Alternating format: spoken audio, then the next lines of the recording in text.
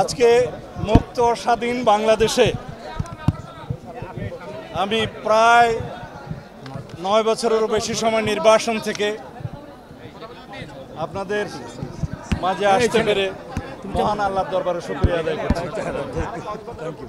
প্রথমেই এই দেশের সর্বস্তরের ছাত্র জনতাকে অভিনন্দন জানাই, যারা বুকের তাজা রক্ত দিয়ে বাংলাদেশের দ্বিতীয়বার স্বাধীনতা এনেছে, প্রকৃত স্বাধীনতা এনেছে এবং একটি বিজয় দিবস, নতুন বিজয় দিবস আমাদের উপহার দিয়েছে।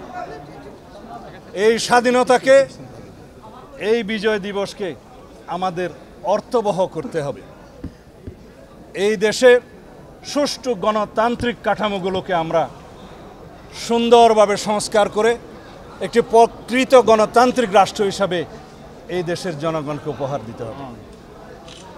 এই দেশের জনগণ যাতে স্বাধীনতার, গণতন্ত্রের এবং এই বিজয় দিবসের সুফল ভোগ করতে পারে, সেজন্য আমি সর্বস্তরের জনগণকে আহ্বান জানাবো, আপনারা ধৈর্য ধরুন, আপনারা শৃঙ্খলা ফিরিয়ে আনুন এবং এই দেশে যে একটি একবিংশ শতাব্দীর পৃথিবীতে একটা নজিরবিহীন ছাত্র জনতার বিপ্লব হয়েছে, সেই বিপ্লবকে পৃথিবীর সামনে দেখিয়ে দিতে হবে। এই রক্তাক্ত বিপ্লবের মধ্য দিয়ে এই রক্তস্নাত বাংলাদেশকে আমরা প্রকৃত একটি গণতান্ত্রিক এবং আইনের শাসনের রাষ্ট্র বানাতে পেরেছি।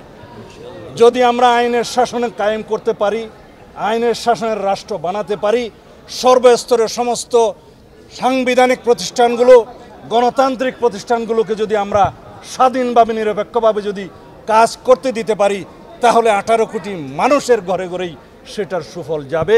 ইনশাআল্লাহ আমরা অর্থনৈতিকভাবে আমরা এগিয়ে যাব। এই দেশ মেরুদণ্ড শির দাঁড়া করে পৃথিবীর সামনে বলতে পারবে আমরা বীরের জাতি, আমরা রক্ত দিতে জানি। এই পৃথিবীর মানুষের সামনে প্রমাণ করতে হবে এই জাতিকে কেউ দমিয়ে রাখতে পারবে না। আমরা বহিঃশত্রুর আক্রমণ থেকে এই দেশকে রক্ষা করব ইনশাআল্লাহ। আভ্যন্তরীণ ষড়যন্ত্রকারীদের কাছ থেকে যাতে এই রাষ্ট্র হেফাজত থাকে, সেজন্য আমাদের সতর্ক থাকতে হবে। এই মুহূর্তে আমাদের সবচাইতে বড় দরকার আমরা সবাই ধৈর্য ধারণ করি, শৃঙ্খলা ফিরিয়ে আনি, সমস্ত জায়গায় আইন শৃঙ্খলা পরিস্থিতির উন্নতি করি এবং আমরা যেন সকল গোষ্ঠীর, সমস্ত ধর্ম, বর্ণ, দল, মত নির্বিশেষে সকলকে সমভাবে যেন আমরা সমদৃষ্টিতে দেখি এবং এই দেশের সকলকে আমরা বাংলাদেশী হিসাবে যেন আমরা তাদেরকে মূল্যায়ন করি এবং দেখি। এখানে আমরা সবাই যে ধর্মেরই হোক, যে গোত্রেরই হোক, যে বর্ণেরই হোক, আমরা সবাই স্বাধীন সার্বভৌম বাংলাদেশের সমান নাগরিক। সুতরাং কোনো একক রাজত্বের জন্য, একক শাসনের জন্য, কর্তৃত্ববাদের জন্য যারা বাংলাদেশের রাজনীতি করবে, তাদের কোনো জায়গায় এই দেশে হবে না।